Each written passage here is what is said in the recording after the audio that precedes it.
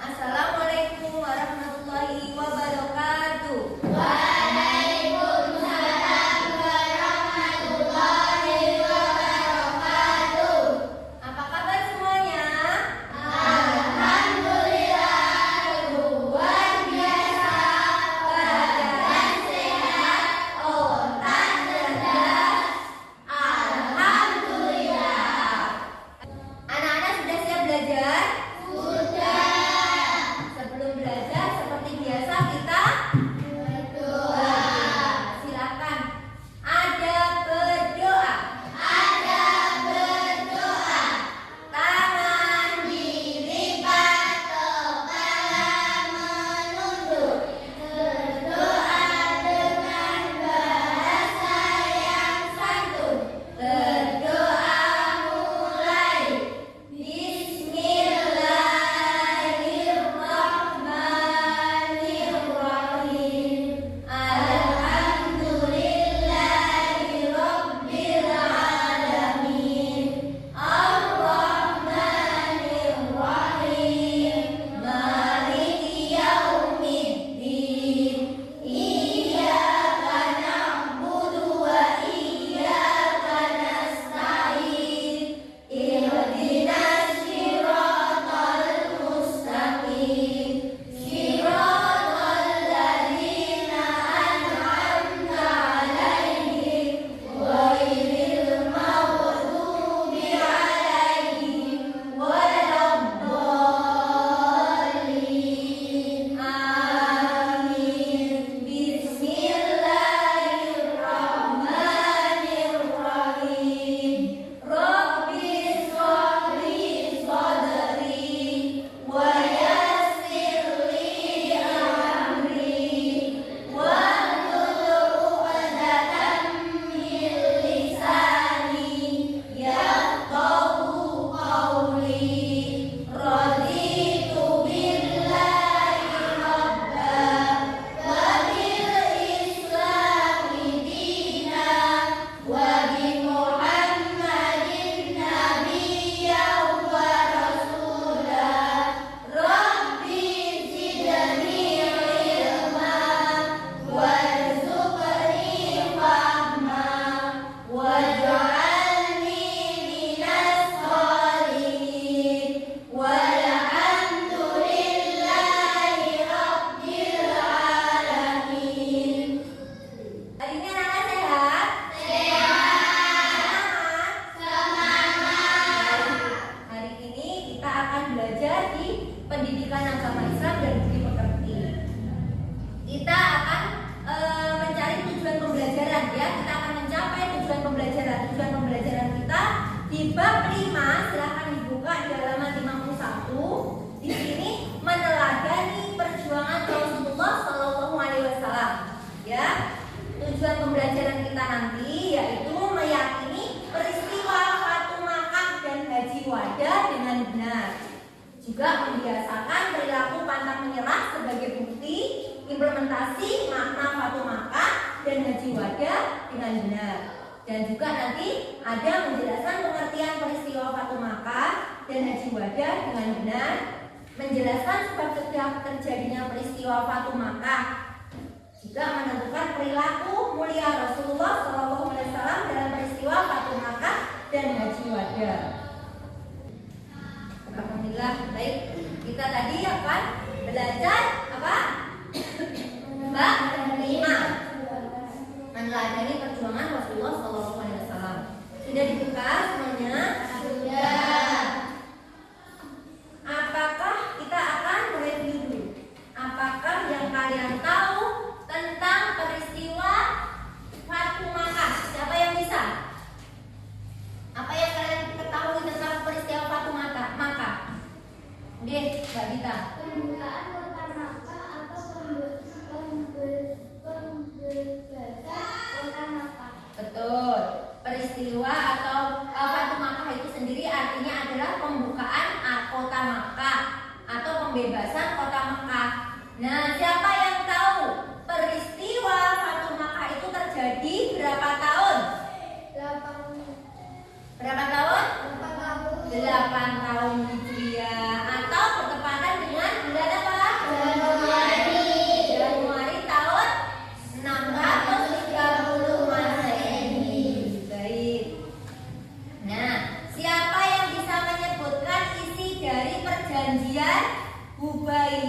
perjanjian Hudaybiyah. Siapa yang bisa menyebutkan? Jadi dengar ya. Sebelumnya boleh jelaskan sedikit. Nah, awal mula terjadinya Fathu Makkah itu disebabkan karena adanya apa aja? Kaum kafir Quraisy melanggar perjanjian Hudaybiyah. Jadi kaum kafir Quraisy melanggar perjanjian Hudaybiyah. Perjanjian Hudaybiyah ini terbentuk ketika pada tahun 6 Hijriah.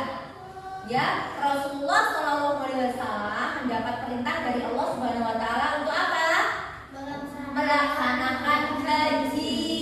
Nah, akhirnya Nabi Muhammad SAW beserta para sahabatnya pergilah ke Mekah untuk apa aja? Melaksanakan ibadah haji. Nah, ketika Nabi Muhammad beserta para sahabatnya hendak memasuki kota Mekah, kaum kafir Quraisy melarangnya memasuki kota Mekah. Ini Nabi Muhammad SAW beserta para sahabat tuh melakukan perjalanan, kemudian mau memasuki kota Mekah, tapi sama kafir siapa Quraisy siapa tadi? Hudaybiyah dilarang masuk. Nah, dan akhirnya kaum kafir Quraisy tadi kan melanggar Nabi Muhammad beserta sahabatnya untuk masuk ke Mekah. Kaum kafir Quraisy menempatkan pasukannya di beberapa titik untuk berjaga-jaga. Ya, di bawah pimpinan siapa, Cak? Kafir Quraisy? Iya, Khalid bin Walid. Nah, akhirnya kenapa? Akhirnya Nabi Muhammad beserta para sahabatnya itu kesulitan ya untuk memasuki kota Mekah karena dijaga sama pasukan dari Khalid bin Walid di beberapa titik. Karena melihat keadaan seperti itu, Nabi Muhammad SAW mengutus Utsman bin Affan menemui pimpinan kaum kafir Quraisy. Siapa tadi, Cak? Khalid bin Walid. Nah, untuk apa? Untuk menjelaskan bahwa maksud kedatangan Nabi Muhammad SAW beserta para sahabatnya itu ke Mekah untuk melaksanakan ibadah haji. Ya, kaum kafir Quraisy tidak serta-merta mempercayai omongan atau perkataan dari sahabat Kanjeng Nabi Muhammad. Dan tetap dari kaum kafir Quraisy tersebut bersikeras tidak mengizinkan kaum muslimin memasuki kota Mekah. Bahkan kaum kafir Quraisy tadi juga menahan siapa? Utsman bin Affan. Betul. Nah, di saat keadaan yang sangat genting ya, yang sangat menegangkan, tersebarlah isu bahwa Utsman bin Affan dibunuh oleh kaum kafir Quraisy tersebut. Ya, karena itulah Nabi Muhammad SAW memerintahkan umat Islam untuk melakukan apa? Baiat. Iya, baiat yang dikenal dengan sebutan apa? Baiatul Ridwan. Baiatul Ridwan. Betul. Setelah umat Islam bersumpah, Utsman bin Affan kembali dari Mekah dengan selamat. Berarti tadi kaum kafir Quraisy itu berbohong atau tidak? Bahwa menyampaikan bahwa Umar bin Affan tadi dibunuh. Berbohong, tidak boleh ya kan? Di Islam itu sangat dilarang untuk berbohong. Akhirnya Utsman bin Affan datang dengan pesan untuk menyusun naskah perjanjian bersama Nabi Muhammad. Nah, perjanjian tersebut itulah yang dikenal dengan nama perjanjian apa, Cak? Iya, Hudaybiyah. Dalam perjanjian Hudaybiyah, pihak kaum kafir Quraisy menandatangani perjanjian tersebut. Jadi yang menandatangani perjanjian Hudaybiyah tadi dari kaum kafir Quraisy siapa? Suhail bin Amr. Iya, Suhail bin Amr. Sedangkan kaum muslimin yang menandatangani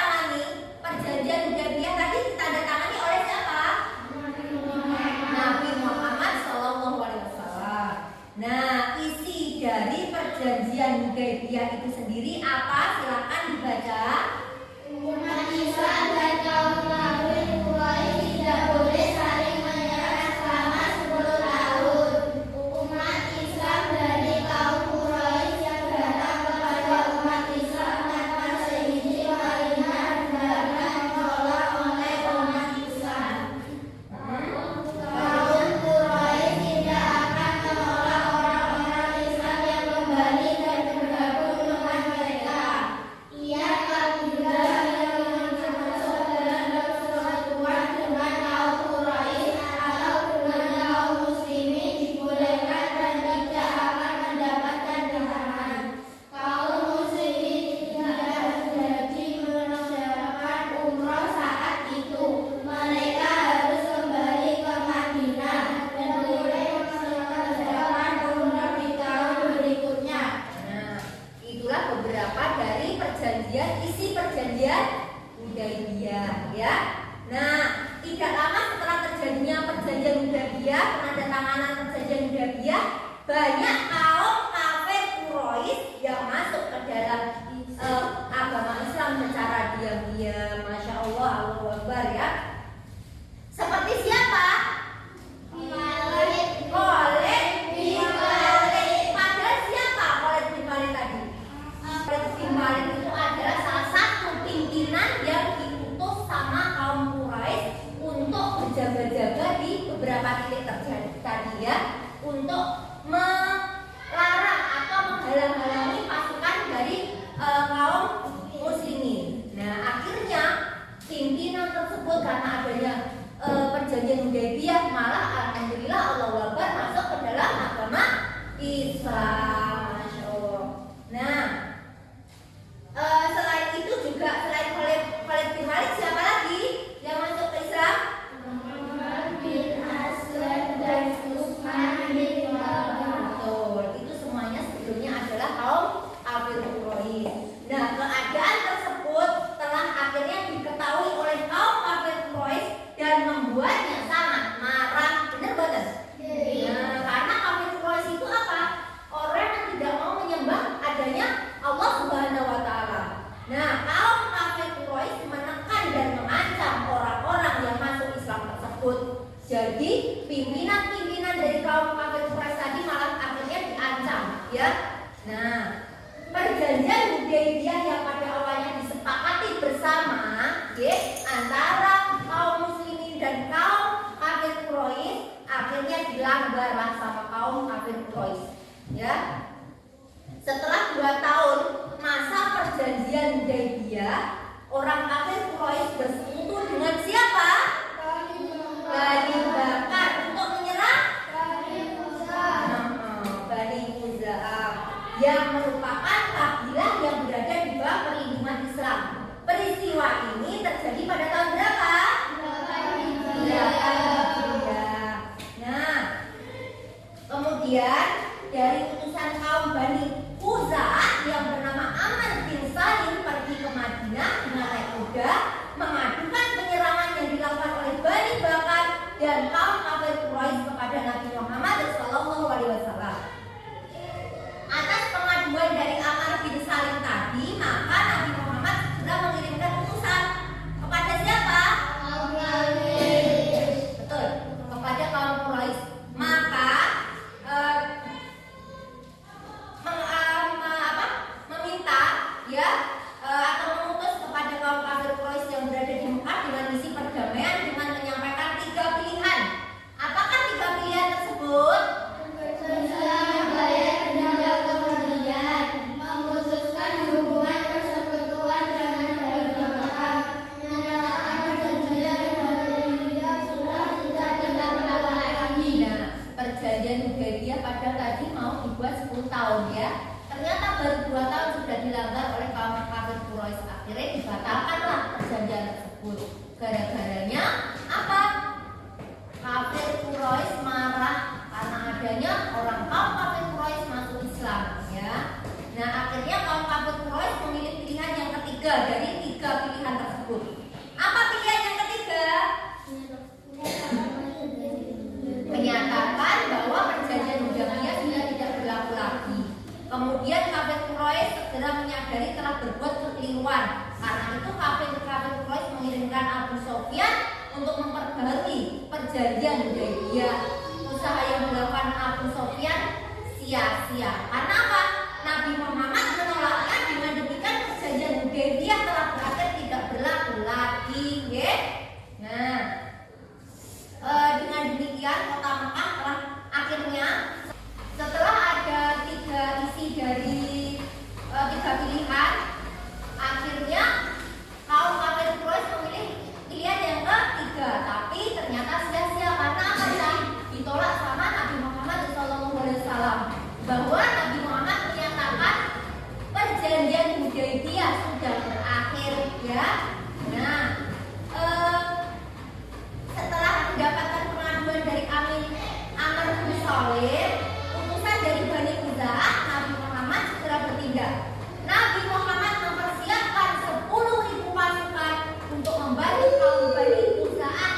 Nabi Muhammad mengajak umat Islam untuk pergi ke Mekah menjemput kemenangan dengan pertolongan siapa? Allah Subhanahu wa Ta'ala. Ketika akan memasuki kota Mekah, Nabi Muhammad menundukkan kepalanya hingga ujung jenggot. Beliau menyentuh pelana sebagai bentuk kerendahannya kepada Allah Subhanahu wa Ta'ala di daerah bernama apa, Cak? Murun Dahram, ya. Nabi Muhammad SAW membagi pasukan menjadi berapa? 4 kelompok. Siapa saja 4 kelompok itu? Khalid bin Walid dan pasukannya memasuki kota Mekah dari arah selatan. Ya. Zubair bin Awam dan pasukannya memasuki kota Mekah dari arah utara. Ya. Sa'ad bin Ubadah dan pasukannya memasuki kota Mekah dari arah barat. Abu Ubaidah bin Jarrah dan Rasulullah memimpin pasukannya memasuki kota Mekah dari arah timur. Nah, dengan membagi menjadi 4, dengan demikian kota Mekah telah dikepung oleh umat Islam dari segala penjuru, ya. Dari segala penjuru sudah ada titik-titik yang diutus Nabi Muhammad, ya, menjadi 4 kelompok ini. Jadi kalau kotak, kalau dibuat 4 kelompok berarti sudah tidak bisa lewat, kan? Nah,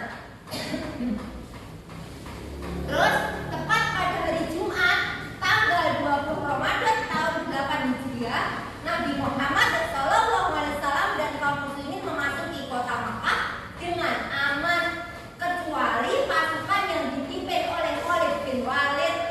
Pasukan Khalid bin Walid mendapatkan perlawanan dari kelompok kaum kafir Quraisy. Siapa kelompoknya kafir Quraisy itu? Abu Jahal. Namun dapat diatasi sama Khalid bin Walid dengan baik. Dengan demikian kota Mekah jatuh ke tangan kaum muslimin tanpa adanya perlawanan yang berarti. Nah, ketika sudah menguasai Mekah, Nabi Muhammad SAW kemudian menghancurkan berhala-berhala itu sebanyak berapa, Kak? Berapa berhala? 360 berhala yang mengelilingi Ka'bah.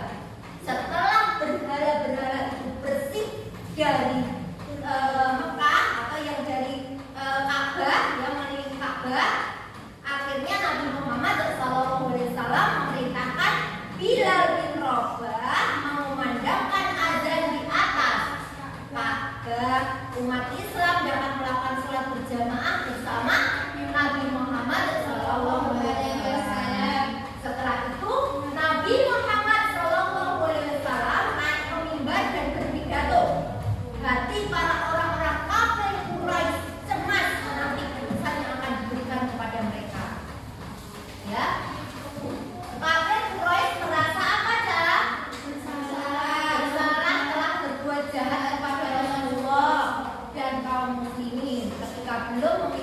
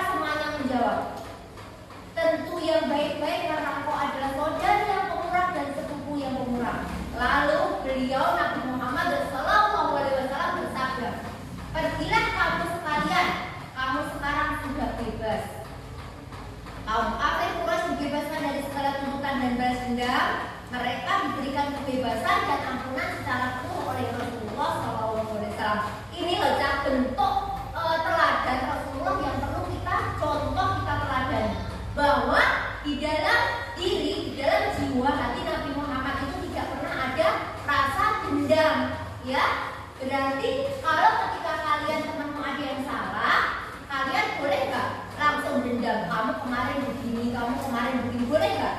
Kita saling memaafkan. Kita memberi kesempatan kepada teman kita untuk berbuat kebaikan lagi. Karena orang itu kalau salah tidak selalu salah, ya mungkin dia hilang, ya. Nah, Nabi Muhammad di Mekah selama berapa minggu, Cak? 2 minggu. Pada mulanya kaum Ansor khawatir beliau akan terus tinggal di Mekah, namun beliau mengetahui kekhawatiran itu dan bersabda, berlindunglah kita kepada Allah, hidup dan matiku akan bersama kamu. Nabi Muhammad SAW setia dengan bayat Aqabah dan kembali ke Madinah. Nah, Wahyu mau mereview apa yang sudah Wahyu jelaskan. Bersiap.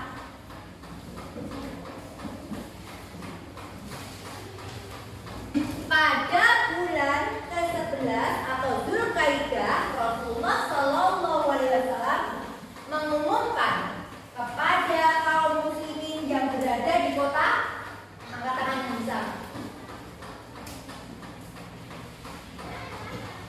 yang berada di kota apa? Pada bulan 11 Dzulqa'dah, Rasulullah mengumumkan kepada kaum muslimin yang berada di kota, ya, kurang tepat, kurang tepat. Ya, di kota Madinah. Apakah nama perjanjian antara kaum muslimin dan kaum kafir Quraisy dinamakan angkat tangan? Ya. Perjanjian apa? Kurang tepat. Dibaca coba.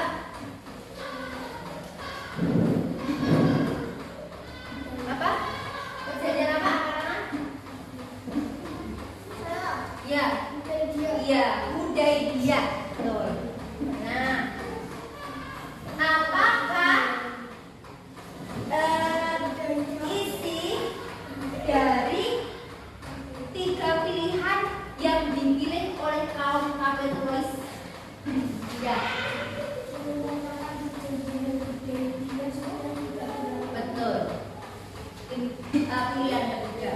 Sekarang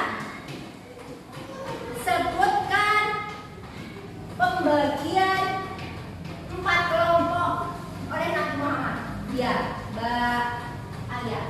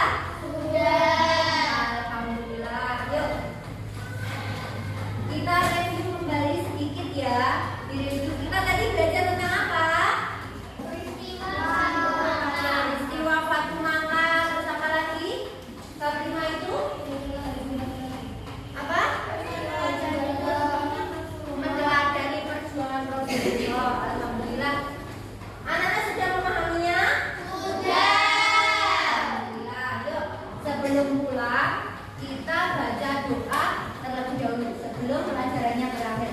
Yuk, mau ikutin ketua kelasnya.